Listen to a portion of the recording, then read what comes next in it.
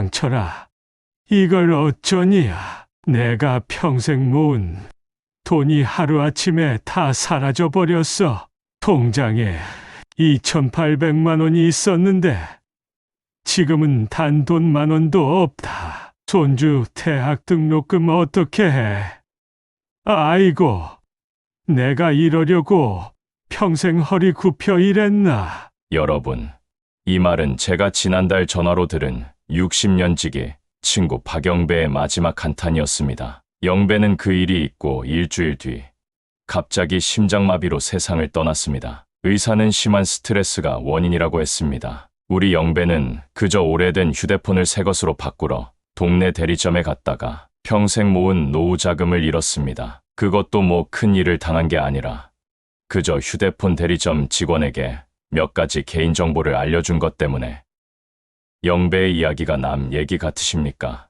절대 아닙니다. 작년 한 해에 동안만 우리 같은 65세 이상 노인들이 휴대폰 관련 금융사기로 잃은 돈이 무려 180억 원에 달합니다. 피해자 한 명당 평균 1,200만 원이 사라졌습니다. 이게 얼마나 큰 돈인지 아십니까? 우리가 젊었을 때는 집 한 채 값이었습니다. 지금은 손주 대학 4년 등록금입니다. 아이고, 나는 괜찮을 거야. 그렇게 쉽게 속을 것 같아. 이런 생각하고 계신가요? 영배도 정확히 그렇게 생각했습니다. 영배는 평생 농협에서 근무했던 사람입니다. 그런 사람도 당했습니다. 여러분, 이건 결코 남의 일이 아닙니다. 내일은 바로 당신의 이야기가 될 수 있습니다. 우리 노인들, 특히 요즘 말로 디지털 문맹인 우리는 무방비 상태로 노출되어 있습니다. 스마트폰이라는 것이 우리 손에는 그저 전화기지만 젊은이들 손에는 마법 지팡이 같은 겁니다. 주변에 안타까운 일이 계속 일어나는 것을 보면서 더는 참을 수 없어 이 이야기를 하게 됐습니다. 여러분의 소중한 노후 자금을 지키기 위한 이 영상, 구독과 좋아요로 더 많은 어르신들에게 알려주세요. 여러분의 작은 행동이 누군가의 평생 모은 돈을 지킬 수 있습니다. 저는 올해 78살 홍만석입니다. 10년 동안 실버 디지털 안전망이라는 노인 금융사기 피해자 모임의 대표로 활동하고 있습니다. 젊었을 땐 기계공학과 교수였는데 은퇴하고 이 일을 하고 있죠. 지금까지 300명이 넘는 피해자 사례를 직접 조사했고 그중 절반 이상이 휴대폰 관련 사기였습니다. 오늘은 제 경험과 조사를 바탕으로 여러분의 소중한 노후, 자금을 지킬 수 있는 방법을 알려드리려고 합니다. 오늘 이 이야기를 통해 여러분께 휴대폰 대리점에서 절대 보여주면 안 되는 정보 3가지에 대해 알려드리겠습니다. 이 3가지만 명심하시면 여러분의 평생 피땀 흘려 모은 돈을 지킬 수 있습니다. 앞으로 들려드릴 이야기는 모두 실제 사례입니다. 피해자의 신원 보호를 위해 이름은 바꿨지만 사건 내용은 모두 사실입니다. 우리 같은 노인네들에게 스마트폰은 참 어렵습니다만 이 영상 하나로 여러분의 노후 자금과 개인정보를 지키는 방법을 확실히 알게 되실 겁니다. 손주들한테 물어볼 필요도 없이 말입니다. 자, 이제 제가 직접 만난 피해자 사례를 들려드리겠습니다. 부산에 사시는 박정호 어르신의 이야기입니다. 박 어르신은 올해 75살로 40년간 중학교 수학교사로 일하시다 은퇴하신 분입니다. 수학교사 출신이니 얼마나 똑똑하시겠습니까? 그런데도 당하셨습니다. 작년 봄, 박 어르신은 2년 전 구입한 휴대폰이 자꾸 먹통이 되고 배터리가 빨리 닳아서 새 휴대폰을 사러 집 근처 대리점에 가셨습니다. 그때 젊은 여자 직원이 접근했다고 하네요. 어르신, 이번에 새로 나온 모델이 정말 좋아요. 특히 어르신처럼 연세 있으신 분들은 화면도 크고 글씨도 잘 보이는 이 모델이 딱이세요. 박 어르신은 이 말에 넘어가셨습니다. 직원이 추천해준 휴대폰을 구매하기로 했고 새 휴대폰으로 데이터를 옮기는 과정에서 문제가 생겼습니다. 어르신, 이전 휴대폰에 있던 은행 앱이 새 휴대폰에서도 잘 작동하려면 새로 설치해야 해요. 제가 도와드릴게요. 은행 앱 비밀번호 알려주시겠어요? 박 어르신은 아무 의심 없이 은행 앱 비밀번호를 알려주셨습니다. 그리고 직원은 친절하게도 다른 앱들도 설치해준다며 공인인증서 비밀번호와 계좌, 비밀번호까지 물어봤습니다. 박 어르신은 그 모든 정보를 알려주셨습니다. 어르신, 휴대폰 데이터 이전 작업이 좀 오래 걸릴 것 같아요. 1시간 정도 근처 카페에서 쉬다 오시면 그때쯤 끝날 거예요. 어르신은 그렇게 카페에 가셨습니다. 그런데 1시간 뒤에 대리점에 돌아왔을 때 그 직원은 볼 수 없었고 다른 직원이 모든 작업이 끝났다며 제 휴대폰을 건네주었습니다. 박 어르신은 새 휴대폰을 들고 기분 좋게 집으로 돌아가셨습니다. 그리고 정확히 사흘 뒤 은행에서 문자가 왔습니다. 귀하의 계좌에서 1,800만 원이 출금되었습니다. 어르신은 깜짝 놀라 은행에 전화했습니다. 하지만 이미 늦었습니다. 이체된 돈은 여러 개의 계좌를 거쳐 외국으로 빠져나갔고 되찾을 방법이 없었습니다. 경찰 수사 결과 그 직원은 가짜였습니다. 대리점에 진짜 직원인 척 들어와 일을 벌인 것이었습니다. 카페에 간 시간 동안 어르신의 모든 계좌 정보를 이용해 돈을 빼돌린 것이죠. 어르신이 그토록 아껴두었던 1,800만 원, 손녀 대학 등록금으로 모아두었던 돈이었습니다. 그 돈을 잃고 나서 박 어르신은 한동안 우울증에 시달리셨습니다. 이 이야기를 들려주시면서도 목소리가 떨리셨습니다. 만석 씨, 내가 평생 가르친 게 수학인데 이런 간단한 속임수에 넘어갈 줄은 정말 몰랐어요. 지금도 손녀 얼굴 볼 때마다 미안해서 눈물이 나요. 여러분, 이게 바로 제가 오늘 알려드리고 싶은 첫 번째 경고입니다. 휴대폰 대리점에 가셨을 때 절대로, 정말 절대로 누구에게도 여러분의 은행 앱 비밀번호와 공인인증서 비밀번호를 알려주시면 안 됩니다. 진짜 직원이든 가짜 직원이든 그 누구에게도 말입니다. 정말 필요하다면 앱 설치는 집에 돌아와서 직접 하시거나 믿을 수 있는 가족에게 부탁하세요. 아무리 친절해 보이는 사람이라도 여러분의 금융 정보에 접근할 수 있게 해서는 안 됩니다. 이런 사례가 한두 건이면 좋겠지만 제가 만난 피해자들의 이야기는 끝이 없습니다. 대구에 사시는 최금자 할머니의 이야기도 들려드리고 싶네요. 올해 팔순인 최할머니는 평생 시장에서 반찬 가게를 하시다 은퇴하신 분입니다. 최할머니는 손자가 군대에 가기 전에 스마트폰을 선물해줬습니다. 그런데 이 스마트폰이 얼마나 좋은지 할머니도 갖고 싶어지셨대요. 그래서 손자가 군대 간 다음 날 용기를 내서 대리점에 가셨습니다. 할머니, 처음 스마트폰 사용하시는 거예요? 걱정 마세요. 제가 다 도와드릴게요. 요즘은 어르신들도 다 스마트폰 쓰세요. 남자 직원의 친절한 말에 최할머니는 안심하셨습니다. 그런데 문제는 그 뒤에 일어났습니다. 할머니, 요즘은 휴대폰으로 문자 인증을 많이 받으세요. 제가 할머니 명의로 몇 가지 필요한 서비스를 신청해 볼게요. 곧 문자가 올 텐데 그 문자에 있는 번호를 저한테 알려주시면 됩니다. 그러더니 직원은 할머니 앞에서 뭔가를 열심히 컴퓨터로 입력했습니다. 그리고 얼마 지나지 않아 최할머니의 휴대폰으로 문자가 왔습니다. KB국민은행 인증번호 845611을 입력해 주세요. 최할머니는 아무 생각 없이 그 번호를 직원에게 알려주셨습니다. 곧이어 또 다른 문자가 왔습니다. 신한은행 인증번호 752390을 입력해 주세요. 이것도 그대로 알려주셨습니다. 그날 최할머니는 10개가 넘는 인증번호 문자를 받으셨고 모두 직원에게 알려주셨습니다. 할머니, 이제 휴대폰 설정이 다 끝났어요. 근데 은행 앱도 필요하실 것 같은데 제가 설치해 드릴게요. 통장 갖고 오셨어요? 최할머니는 평소에도 통장을 항상 가방에 넣고 다니셨기 때문에 바로 통장을 꺼내셨습니다. 직원은 통장 정보를 보더니 앱을 여러 개 설치하기 시작했습니다. 할머니, 은행 앱 설치하려면 계좌 비밀번호가 필요해요. 알려주시겠어요? 최할머니는 50년 넘게 써온 계좌 비밀번호를 망설임 없이 알려주셨습니다. 그로부터 이틀 뒤 최할머니는 은행에서 통장 정리를 하러 갔다가 큰 충격을 받으셨습니다. 1억 2천만 원이 있어야 할 통장에 고작 5만 원만 남아 있었던 겁니다. 할머니가 평생 모은 돈, 아들에게 물려주려고 모았던 돈이 하룻밤 사이에 사라진 것입니다. 은행 직원의 설명을 들어보니 할머니 명의로 인터넷 뱅킹이 개설되었고 그걸 통해 여러 개의 계좌로 돈이 이체되었다고 합니다. 최할머니가 직원에게 알려준 인증번호는 바로 인터넷 뱅킹 가입과 계좌 이체를 위한 것이었습니다. 만석 씨, 내가 바보같이 왜 그렇게 쉽게 알려줬는지, 아들한테 물려줄 재산인데 이제 뭐라고 얘기해야 할지.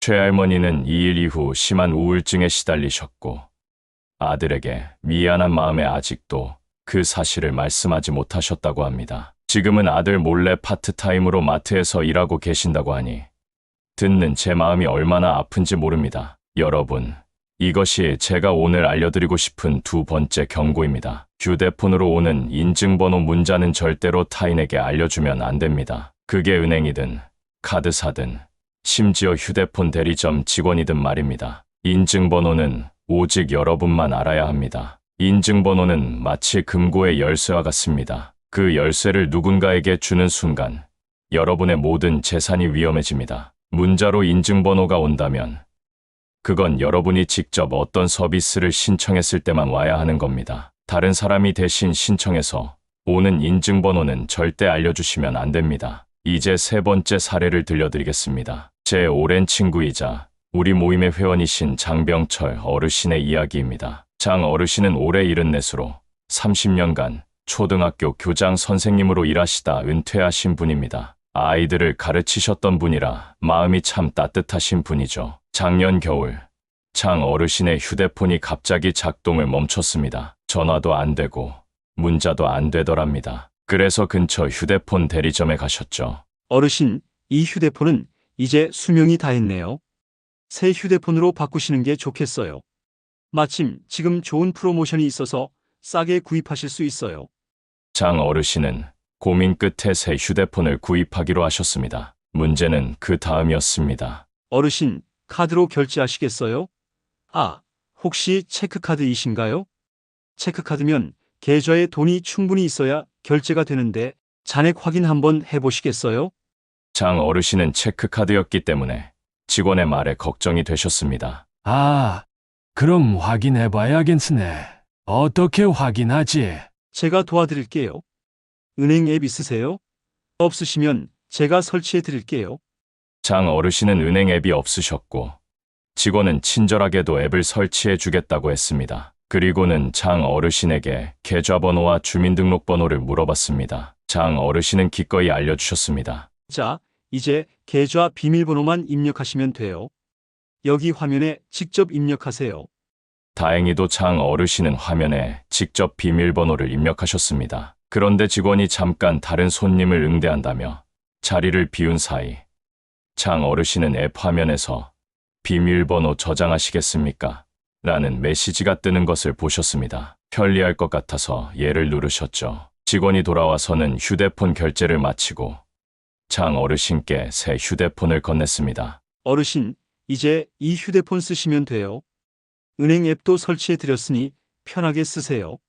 장 어르신은 새 휴대폰을 들고 집으로 돌아가셨습니다. 그런데 집에 도착하고 얼마 지나지 않아 휴대폰에서 알림음이 계속 울렸습니다. 확인해보니 계좌에서 돈이 빠져나가고 있다는 문자였습니다. 귀하의 계좌에서 50만 원이 출금되었습니다. 귀하의 계좌에서 100만 원이 출금되었습니다. 귀하의 계좌에서 200만 원이 출금되었습니다. 순식간에 장 어르신의 계좌에서 총 720만 원이 인출되었습니다. 장 어르신은 당황해서 즉시 은행에 전화하셨고 다행히 은행에서 빠르게 계좌를 동결시켰습니다. 그래서 더 큰 피해는 막을 수 있었지만 이미 인출된 720만 원은 돌려받지 못했습니다. 나중에 알고 보니 그 직원은 장 어르신이 비밀번호를 입력하는 모습을 몰래 훔쳐보았고 앱의 비밀번호를 저장하게 만들었습니다. 그리고 어르신이 가게를 나간 후 자신의 휴대폰에 어르신의 은행 앱 정보를 복제해서 돈을 인출한 것이었습니다. 만석이, 내가 교장 선생님까지 했던 사람인데 이런 걸 눈치채지 못한 내가 한심해. 장 어르신은 이 일이 있고 나서 한동안 우울감에 시달리셨습니다. 아이들을 가르치셨던 분이라 사람을 의심하지 않는 성격이셨는데 이런 일을 당하고 나서는 더 이상 사람을 쉽게 믿지 못하게 되셨다고 합니다. 여러분, 이것이 제가 오늘 알려드리고 싶은 세 번째 경고입니다. 휴대폰 대리점에서 계좌 비밀번호와 카드 비밀번호는 절대로 직원이 볼 수 있는 곳에서 입력하면 안 됩니다. 필요하다면 직원의 시야를 벗어난 곳에서 입력하시거나 아예 그 자리에서는 하지 마시고 집에 가서 직접 하시는 게 좋습니다. 그리고 휴대폰에 개인정보나 비밀번호를 저장하는 것도 위험합니다. 특히 비밀번호 저장 같은 기능은 편리하지만 여러분의 정보가 유출될 위험이 커집니다. 꼭 필요한 경우가 아니라면 저장하지 마세요.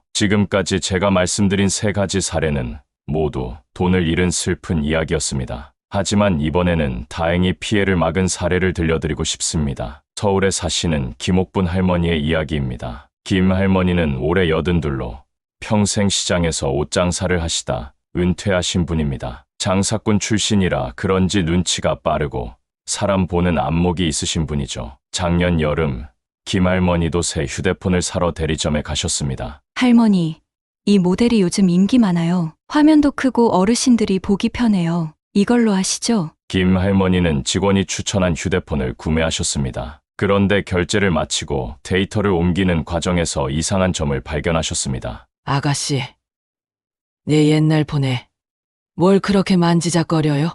아, 할머니, 데이터를 옮기려면 이전 휴대폰의 앱들을 확인해야 해서요. 그냥 사진이랑 전화번호만 옮겨줘요. 다른 건 필요 없어. 직원은 조금 당황한 듯 했지만 김 할머니의 말대로 사진과 전화번호만 옮겨주었습니다. 그런데 그 과정에서 또 다른 문제가 생겼습니다. 할머니, 새 폰에 은행 앱도 설치해 드릴게요. 어느 은행 쓰세요? 아니야.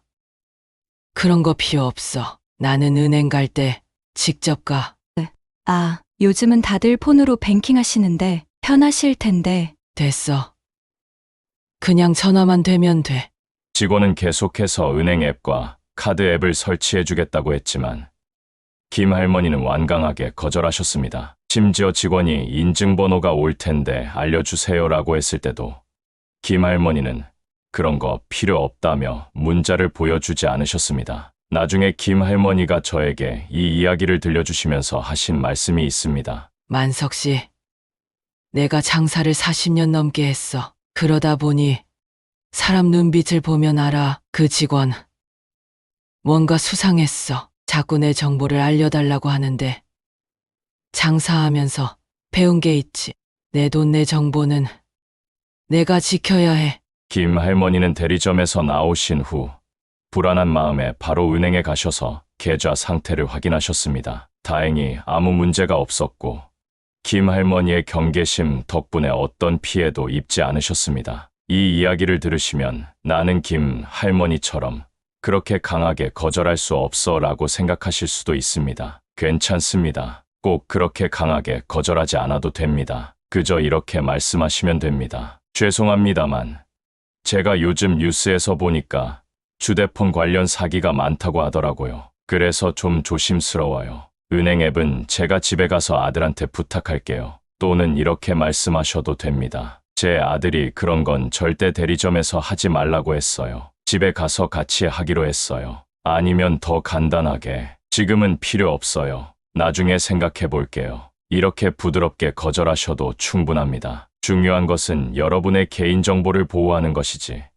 누군가와 싸우는 것이 아닙니다. 자, 지금까지 세 가지 경고를 말씀드렸습니다. 다시 한번 정리해 드리겠습니다. 첫째, 휴대폰 대리점에서는 은행 앱 비밀번호와 공인인증서 비밀번호를 절대 알려주지 마세요. 둘째, 휴대폰으로 오는 인증번호 문자는 절대 타인에게 보여주거나 알려주지 마세요. 셋째, 계좌 비밀번호와 카드 비밀번호는 직원이 볼 수 없는 곳에서 입력하시거나 집에 가서 직접 하세요. 이제 여러분들께 실질적인 도움이 될 만한 이야기를 해볼까 합니다. 바로 안전하게 휴대폰을 교체하는 방법입니다. 제가 10년간 피해자들을 만나면서 정리한 내용이니 꼭 기억해 두세요. 첫 번째는 휴대폰을 교체하기 전에 미리 준비하는 것입니다. 특히 중요한 앱, 즉 은행 앱이나 카드 앱은 미리 로그아웃 해 두세요. 요즘 젊은 사람들은 자동 로그인을 많이 사용하더군요. 편리하지만 위험합니다. 휴대폰을 교체하기 전에 반드시 모든 금융 앱에서 로그아웃 하세요.